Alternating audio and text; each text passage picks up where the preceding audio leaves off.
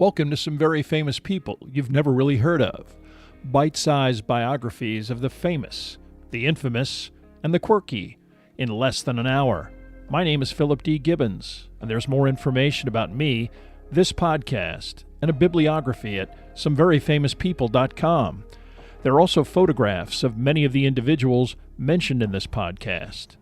At the conclusion of Part 2 of this presentation, there will be additional suggestions concerning further information about today's subject, Captain Al Haynes and United Flight 232.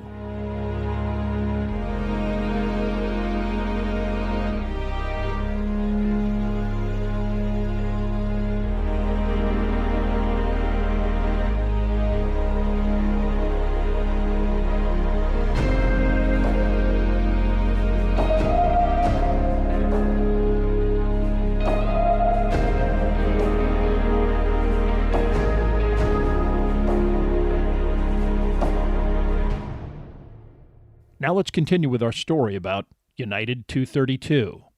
When Flight 232 crashed, many people were killed, but miraculously, many more actually survived. Only 15 minutes from Sioux City, Jerry Schemmel noticed a woman and her small child slipping into an empty seat directly in front of him. A flight attendant was with them. Perhaps she believed that the mother and child might be safer in this location. The flight attendant handed the woman several pillows to wrap around the infant, who looked to be about 2 years old. Jerry watched as the child struggled to avoid his mother's grip, eventually crawling to the top of his mother's seat and smiling at Jerry, oblivious to the approaching danger. Jerry noted the location of the emergency exit, literally just a few feet away, and vowed to himself that he would help get the mother and her son to safety as quickly as possible. As part of his last briefing, Captain Haynes alerted the passengers that he would give them a 30-second announcement before the plane landed on the runway. Somehow, Jerry Schemmel wasn't comfortable with the idea that bending over in his seat was the best of the two options. He prepared for the landing by crossing his arms and leaning his head on the seat in front of him. When Captain Haynes gave the warning, it seemed to drag on forever before the plane made contact. This has got to be longer than 30 seconds, was Schemmel's last mental impulse before the crash, an impact so hard that even years later he couldn't really verbalize what it felt like.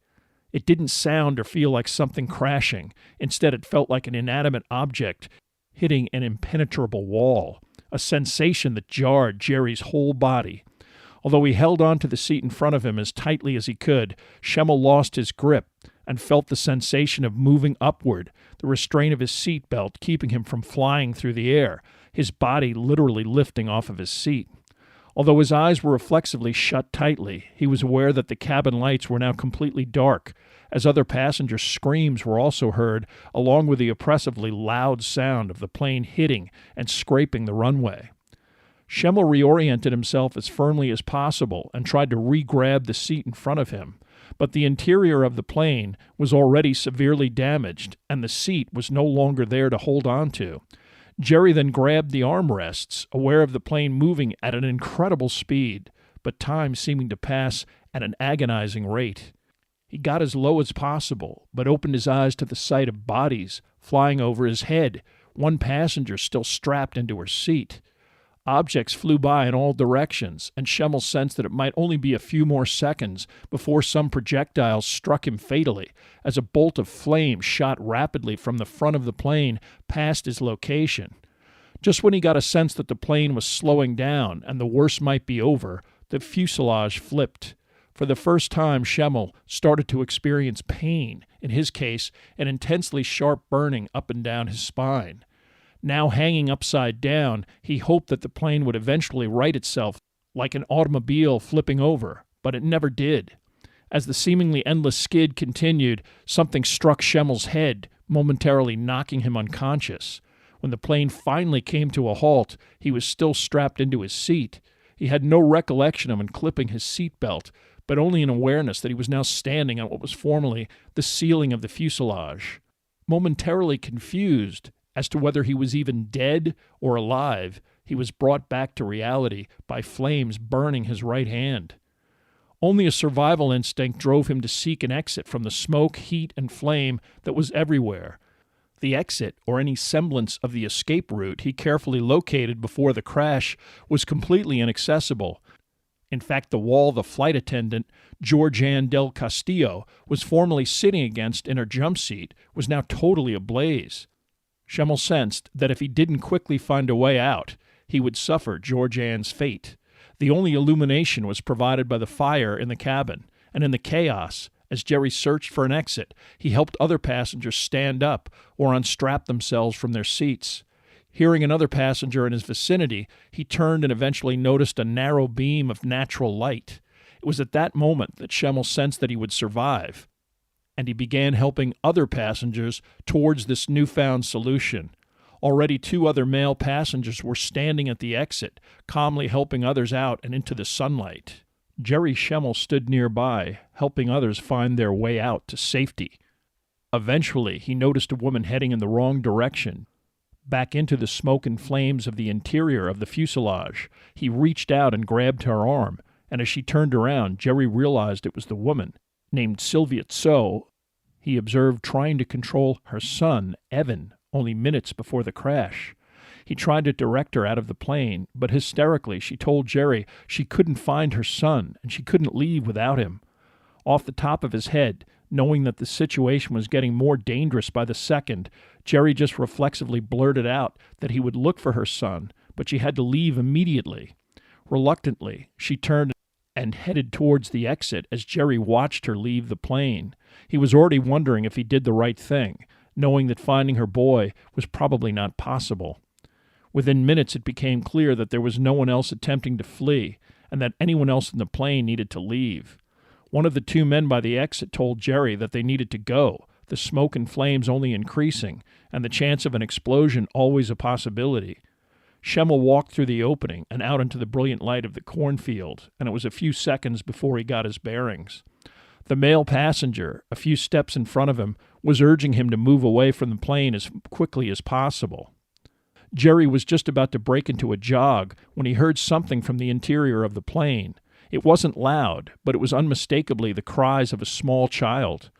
The other man, already too far away to hear the same thing, yelled that they had to get away from the plane. But Jerry told him he couldn't. He had to go back. Reflexively, he returned through the hole in the plane and into the burning fuselage. He had no idea in what direction he needed to search, but fortunately, the child continued crying. Quickly, he came to a spot that seemed to be where the cries were emanating from, but it was covered with wreckage. He could see little, the black smoke only increasing since his first exit, quickly trying to lift whatever was near the sound he was hearing. Schemmel moved 3 or 4 objects before he came to what he thought was perhaps an upright storage compartment in the plane's former ceiling. He reached in until he felt was the arm of 11-month-old Sabrina Michelson. As carefully as he could under the circumstances, he removed the infant and got out of the burning plane as quickly as possible.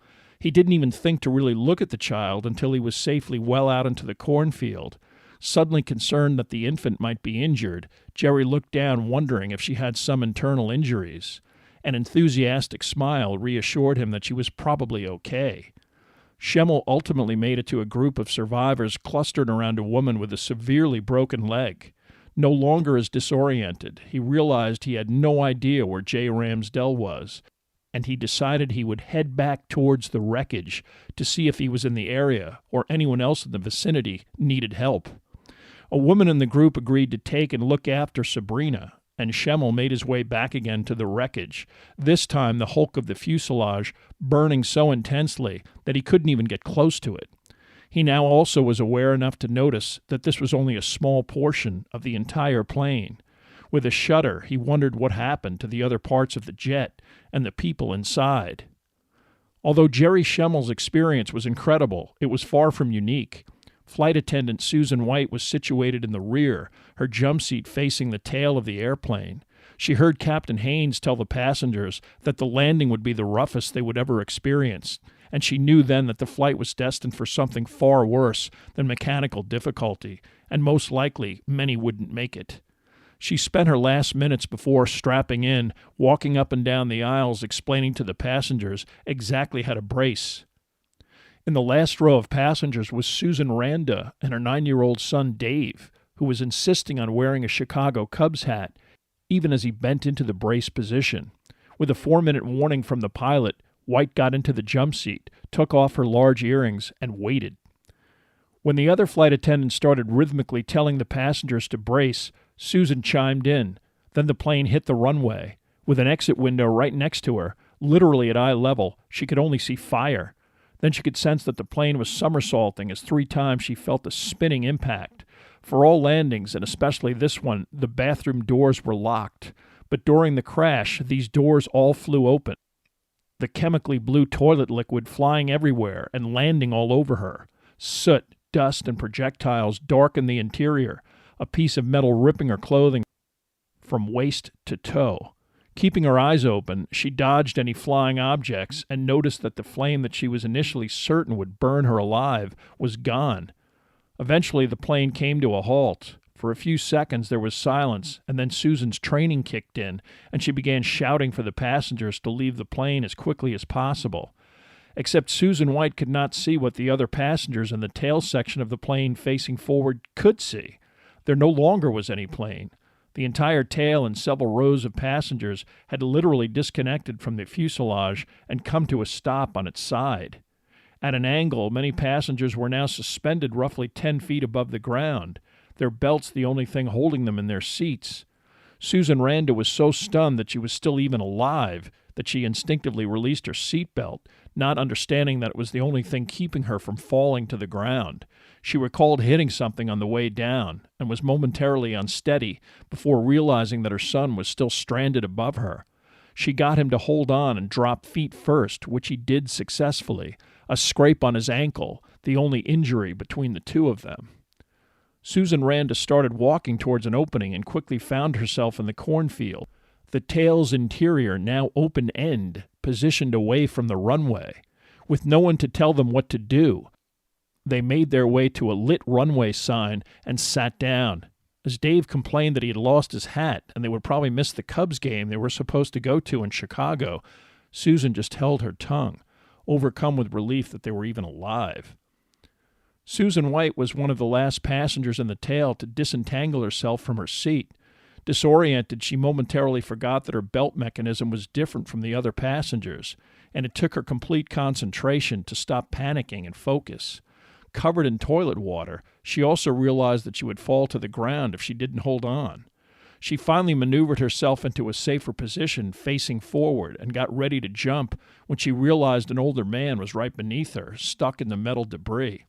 He was struggling, trapped by the metal, and she finally managed to get him to stop pushing and to wiggle sideways. As soon as he escaped, she jumped down, now fully aware that the rest of the plane was nowhere in sight. Several times she helped passengers disengage from their seats and navigate onto safe ground, many of these individuals bleeding profusely or clearly with broken bones. Finally, fire crew and emergency personnel began to swarm the interior of the tail. She ran out into daylight, wanting to get out of the way, but asked one of the emergency workers what had happened to the rest of the plane. He told her that it had broken apart and that she was among the only survivors. When she asked specifically about the cockpit, he also told her it had shattered completely. Susan immediately thought of the pilots, and especially Dudley Dvorak. Actually, the cockpit had been damaged so severely that rescue workers intent on more identifiable parts of the wrecked fuselage ignored it completely, some firefighters running by it to more tangible pieces of the fuselage. The front part of the plane was so damaged that when a volunteer approached it and asked some firemen in the vicinity what it was, he was stunned when a voice yelled, "It's the cockpit," from inside of the wreckage. Soon the firefighters came over to examine the twisted piece of metal and wire that in no way resembled an airplane cockpit. Once the plane hit the runway, Denny Fitch's head smacked into controls and equipment directly in front of him. His head then popped back up, and he quickly was able to recognize corn stalks in the windows of the cockpit. The front window was first a solid green, then brown, and then changed to black. Fitch could feel the nose of the plane tipping over and eventually the sensation of somersaulting. Finally, the tremendous force and terrible sounds thrashing the cockpit came to a halt. Fitch was upside down with mud in his eyes and ears. He couldn't see, hear, or even move, tremendous pain engulfing his entire body. His right arm was badly broken. He also suffered spinal contusions and facial lacerations that were pouring copious amounts of blood down his face and into his hair. Although he had no recollection of the crash, Haynes's major injury was a lacerated ear that required 93 stitches and some facial cuts that looked a lot worse than they were. Dvorak had broken his ankle and had suffered serious burns from the numerous wires that were pulled out of the fuselage and ultimately spooled around the cockpit as it spun down the runway. Records was probably the most critically injured, with a broken pelvis, broken hips, broken sacrum, and numerous broken ribs. They were all alive and even conscious, but after their ordeal, they couldn't understand why rescue crews kept passing them by, not realizing that their former cockpit was now a pile of junk completely engulfed in a tangle of wire. The firemen weren't even sure what to do, ultimately cutting through the cockpit debris with hacksaws.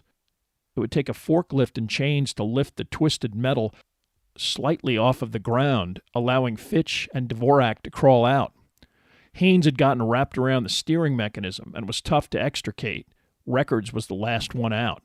He would spend 2 weeks in either critical or intensive care and was unable to even talk to investigators, his ribs too severely broken. Many passengers were hurled completely out of the fuselage, entire rows still strapped into their seats when the rescue crews found their bodies.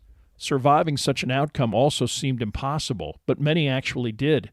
Rescue workers were stunned to arrive shortly after the crash and watch as passengers strapped into their seats slowly stood up and walked away from where they landed.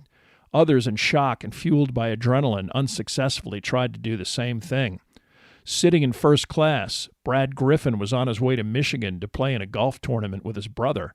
In blue jeans with a handlebar mustache and wearing sandals, he was the epitome of happy-go-lucky, laid back. When the plane started to experience problems, he began meditating, and by the time the crash was imminent, he was actually calm, trying to think positive thoughts. Upon impact, he remained conscious of the plane disintegrating as fuel ignited and flames suddenly was everywhere, the discernible structure of the fuselage disappearing. As the first-class cabin broke apart, Brad felt himself flying through the air, landing clear of the wreckage but at least 100 yards away. He landed in a cornfield but was still knocked unconscious. When he came to, his first sensation was how cool his feet felt, but when he tried to stand up and move quickly away, he realized his ankles were broken. Like several others around him, he decided to just lie down and wait for help. The first person to find him, a National Guard chaplain, initially thought he was dead. Brad Griffin did survive being thrown out of a burning jetliner, and his family airlifted him back to Colorado, where he spent 2 months in a full body cast. His injuries included 2 torn rotator cuffs, a fractured wrist, 8 broken ribs, injured vertebrae, a collapsed lung, as well as his broken ankles. His complete rehabilitation took 2 years. That others did not survive was painfully clear to the emergency workers and the passengers who eventually were driven or walked to the Air National Guard headquarters building. Horribly mangled bodies and even limbs were scattered all over the vicinity of the crash. But, intent on saving any of the critically injured passengers, emergency personnel had no time to attend to the dead.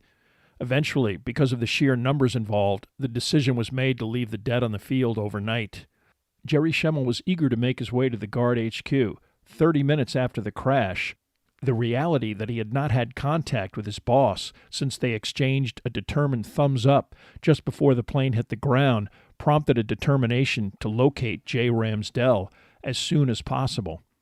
Before accepting a ride in an ambulance, he tried to help an older, bloodied man sit up on the runway. The man was in such pain that Jerry lowered him back to the ground and lent him his jacket as a headrest. Before he got into the ambulance, he also saw a tangled row of seats with a dead woman and a young girl still strapped in. Their wrists had red bracelets already placed there by rescue workers, who then moved on. Despite the pain he felt during the crash, Jerry Schemmel was checked out by a doctor. No serious injuries were discovered, and he was then asked to remain in a large open space set aside for those survivors not seriously injured. He expected at any time to come face-to-face with Jay Ramsdell, but as time passed, first minutes and then hours, he started to have a sinking feeling that his boss might not have made it. In an effort to secure a telephone line to call his wife and his parents, Schemmel first agreed to do some nationwide radio interviews, and then was invited to a local TV station where he watched as other survivors did live interviews on Nightline with Ted Koppel. One of the interviewees was a man named Mark Michelson, who talked about he and his wife and 3 children had survived the crash. It was Michelson's daughter, 11-month-old Sabrina Michelson, who Jerry Schemmel rescued from the burning aircraft. After the interview, Michelson and his family met Schemmel for the first time, and after an emotional discussion, they all agreed to keep in touch. Already early morning, a station employee generously offered to put up Schemmel, the survivor already agreeing to tell his story on Good Morning America, early that same morning. A limo picked him up and took him back to the local television station for his appearance. Throughout this time period, Jerry kept calling local hospitals, the morgue, and United Airlines to try and get an update on Jay Ramsdell. None of these entities could provide any information, and reluctantly, on the afternoon of July 20th, Schemmel flew home to Denver, so exhausted that he slept for the entire flight home. In the immediate aftermath of the crash, in one of the airport's hangars, a temporary morgue was rapidly set up where bodies retrieved from the vicinity of the crash would be transported and placed in refrigerated containers. This started in earnest the day after the incident, again the focus the day before, finding and rescuing as many survivors as possible. But now, the grim task of opening body bags, removing clothing, and photographing cadavers, many frequently mutilated and horribly disfigured, was coordinated by the Iowa Department of Criminal Investigation. Because many of the dead died of smoke inhalation, dental records and fingerprints frequently were used for final identification. Both dentists and FBI technicians involved in this massive effort. It took several days for this process to be completed, as more bodies were discovered in the remnants of Flight 232. Eventually, Jay Ramsdell's remains were identified, as well as those of 22-month-old Evan So, the child sitting with his mother directly in front of Jerry Schemmel. In all, 111 people died during the crash of Flight 232. One more passenger died in the hospital, bringing the exact death toll to 112. But 184 people actually survived, including 7 of the 8 flight attendants, including Georgianne Del Castillo, as well as all 4 individuals in the cockpit. Who lived and who died was dictated by which section of the plane a passenger was seated. The plane broke apart into 5 distinct sections. All 4 individuals in the cockpit, although seriously injured, survived. Most of the first-class compartments separated into a distinct unit. 18 of 25 passengers in this section were killed. The largest section with the most survivors was the middle of the fuselage, most of the occupants of this location able to make their way to safety. But even in the rear of this section, many died of smoke inhalation, and some, like Jay Ramsdell, were killed by the impact, the young commissioner very near where the plane split from the rear of the aircraft.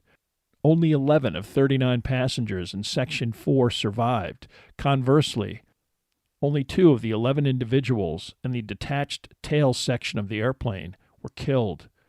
The NTSB and the FAA also immediately began an investigation as to what caused the catastrophic engine failure. But, missing much of the fan disc that came from engine number 2, their investigation bordered on speculation until October 10th, when an Alta, Iowa farmer named Janice Sorensen ran into 2/3 of the enormous engine part while operating a combine in her cornfield. By then, General Electric was offering 6-figure rewards for any substantial recovery of parts from the damaged engine. Weighing over 400 pounds and partially submerged in the muddy field, the part still had some of the fan blades attached, and GE paid Sorensen $116,000. Days later, most of the rest of the disc was found in another nearby cornfield. While the official investigation commended the pilots for keeping the plane in the air, it determined that the fan disc suffered a catastrophic rupture as a result of a crack that grew over time and should have been detected through maintenance. The crack originated with the element that comprised the fan disc, titanium, and impurities that occurred during the forging process of this crucial substance. Fragments from the fan disc not only incapacitated Engine 2, They immediately severed or impacted the three elongated tubes that fundamentally powered the hydraulic system of the aircraft. One result of this analysis was the provision of an additional step in the titanium production process that removed the potential for impurities that enabled the initial fault in the fan disc. Life went on for the various survivors of Flight 232. One of the two men that Jerry Schemmel observed at one of the plane's exits, helping passengers escape, was named Michael Matz. Matz was a nationally prominent equestrian show-jumping rider who eventually would medal in the Olympics and was selected to carry the American flag during the U.S. team's participation in the procession that concluded the 1996 Olympic Games. He retired from show jumping in 1998 and embarked on another pursuit, training thoroughbred racehorses. Only 8 years later, Matz reached the pinnacle of the sport when he successfully trained Barbaro, the dominant winner of the 2006 Kentucky Derby. A Hollywood ending dictated that the horse would continue on to win the Triple Crown. Instead, 2 weeks later, shortly after the start of the Preakness, Barbaro shattered many of the bones in his right rear leg. Despite complicated surgery, extensive rehabilitation, and Barbaro's gallant will to survive, Matz had to make the agonizing decision to euthanize the animal on January 29, 2007, 6 months after the initial injury. Jerry Schemmel suffered both immediate and secondary psychological issues that prompted his resignation from the Continental Basketball Association.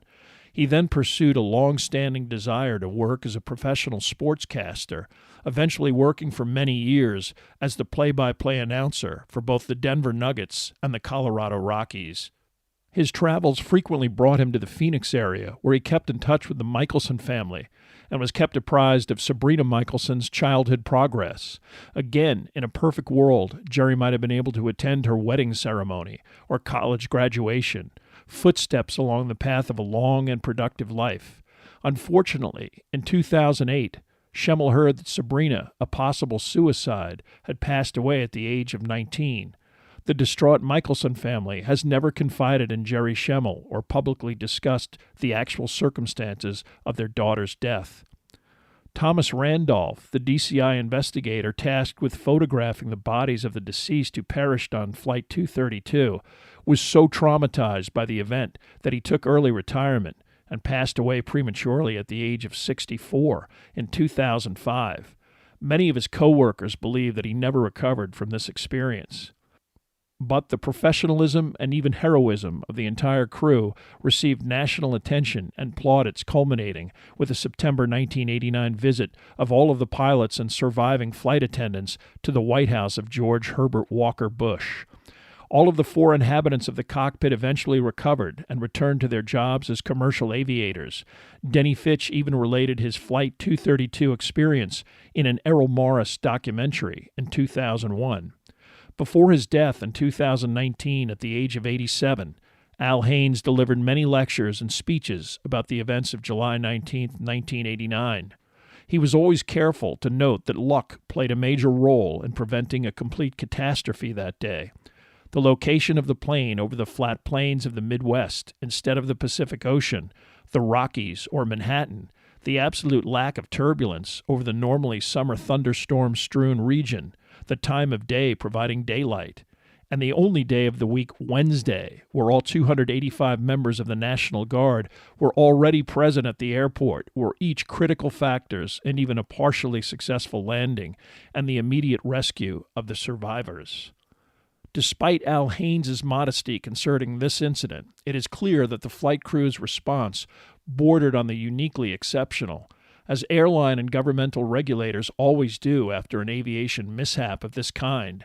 The incident is minutely studied, not only to establish cause, but to provide specialized emergency response training for pilots in the event that they experience such an emergency.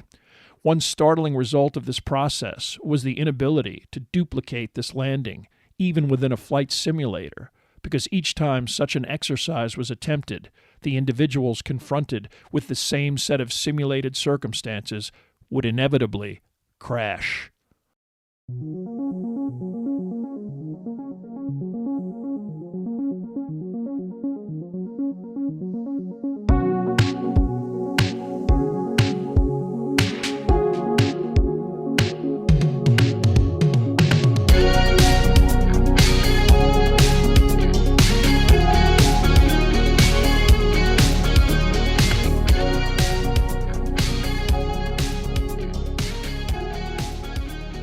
you for listening to Part 2 of this podcast about United Flight 232.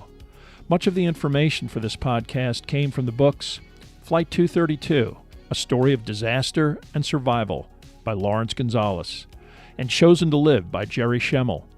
There are also additional photographs, bibliographical and musical information at someveryfamouspeople.com. If you have enjoyed this presentation, please like us at our Facebook page, Some Very Famous People, and follow us on Twitter at Philip D. Gibbons. Also rate us on iTunes, and, if you have the time, leave a brief review. A link is provided at the website.